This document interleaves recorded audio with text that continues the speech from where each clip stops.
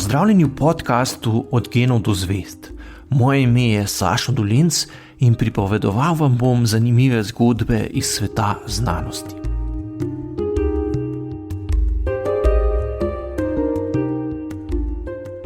Podobno kot se mora večina ljudi kdaj v življenju spopasti z resno krizo, se je prisiljena s hudimi težavami spopasti tudi marsikatera država.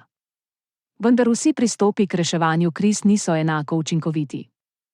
Nekaterim posameznikom in državam uspe zelo težke preizkušnje premagati tako, da nazadnje pridejo v še boljši položaj kot pred krizo, drugi pa se nikoli več ne povzpejo na zeleno vejo. Jared Diamond je v knjigah Puške, Mikrobi in jeklo ter Propad civilizacij obravnaval zanimive nove načine razumevanja vzrokov za vzpone in kolapse civilizacij. V knjigi z naslovom Pretres se je lotil še analize soočanja držav z resnimi krizami. Spoznal je, da so dejavniki, ki uspešnim državam omogočajo izhod iz kolektivnih kriz, zelo podobni dejavnikom, ki so značilni za uspešne pristope k reševanju individualnih problemov pri ljudeh. V knjigi je podrobno predstavil izkušnje več držav, ki so se dobro spopadle s svojimi težavami. Kot prvo je opisal Finsko, ki se je v le pol stoletja iz revnega in nerazvitega avtonomnega dela Rusije preoblikovala v eno najbogatejših in najrazvitejših držav na svetu. Finski uspeh je temeljil na navideznem protislovju, saj je državi uspelo vzpostaviti dobro delujočo socialno-liberalno demokracijo, hkrati pa je vzdrževala odlične odnose najprej s komunistično Sovjetsko zvezo in nato z Rusijo. Zaradi specifične geografske lege se je morala Finska strateško prilagoditi okoliščinam, da je lahko ostala samostojna. Rešiti je morala krizo, ki je bila povezana predvsem z dolgo mejo, ki jo ima z Rusijo. Ko si je nameravala oktobra 1939 Sovjetska zveza pripojiti ozemlje več baltskih držav, se je Finska edina uprla tej nameri, čeprav je imela njena vzhodna soseda ogromno vojsko in skoraj 50krat več prebivalcev. V zimski vojni, v kateri majhna država sicer ni imela možnosti za zmago, je napadalcu lahko povzročila le velike izgube. Z dobro vojaško taktiko, zaradi katere je med spopadom na vsakega finskega vojaka padlo kar 8 sovjetskih, je uspelo ohraniti večino ozemlja ter velesilo prisiliti v pogajanja. Nato je postala ujeta med dvema močnima nasprotnikoma. Rusi so jo pogosto bombardirali, Nemci pa so želeli podporo med obleganjem Leningrada in izročitev judovskih državljanov, kar je Finska zavrnila. Ob koncu vojne je obveljalo, da je bila med silami vsi, kar je pomenilo, da je morala Rusiji plačati veliko odškodnino. A sčasoma je Finska spoznala, da so skrbi Rusije povezane večinoma z varnostjo.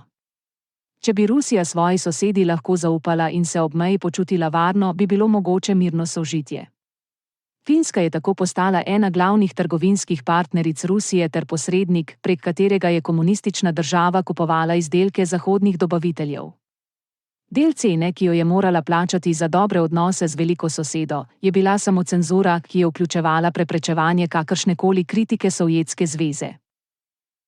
Diamond v knjigi podrobno opiše še izkušnje prisilnega odpiranja Japonske v svet, posledice okrutne vladavine v Čilu, spopadanje z množičnimi poboji v Indoneziji in preobrazbo povojne Nemčije. Kot ključno za uspešno reševanje kriz izpostavlja spoznanje prebivalcev, da so soočeni z resnim skupnim problemom. Dokler ljudje v državi ne prevzamejo polne odgovornosti za krizo, spremembe na bolje niso mogoče. Najslabše je, če se politične in družbene skupine le medsebojno obtožujejo. Ko se državljanom uspe poenotiti, da se bo treba za izhod iz krize potruditi, mora država sprejeti serijo strateških kompromisov, za uresničevanje katerih je prav tako nujno široko družbeno soglasje.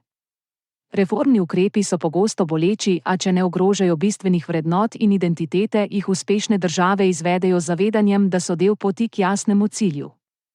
Kot odgovor na sovjetske strahove je morala Finska sprejeti ukrepe, ki si jih nobena druga demokracija ne bi mogla niti predstavljati. Skladno z retroaktivnim zakonom je na zaporne kazni obsodila svoje medvojne voditelje. Slovenija se zaradi hude družbene polarizacije, ki je skoraj povsem paralizirala konstruktivno javno in parlamentarno razpravo, pogreza v resno krizo. Žal pa še nismo v stanju, ko bi po zgledu uspešnih držav prevzeli polno odgovornost za razmere, v kakršnih smo se znašli. Raje se medsebojno obtožujemo in slepimo, da je treba za rešitev problemov le razkrinkati in onemogočiti določene skupine in posameznike.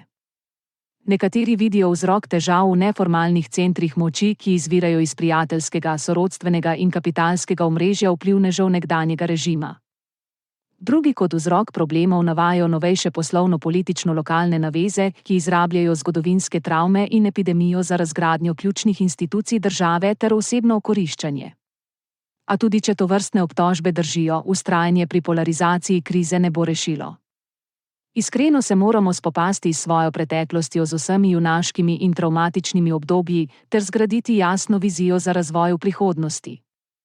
Prej, ko se nam bo uspelo poenotiti, v kakšni državi in družbi si želimo živeti prihodnja desetletja, lažje bomo sprejemali skupne odločitve.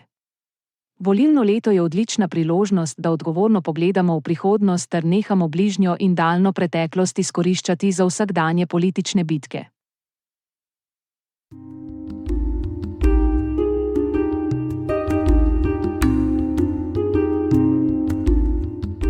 To je bil podcast Od genov do zvezd.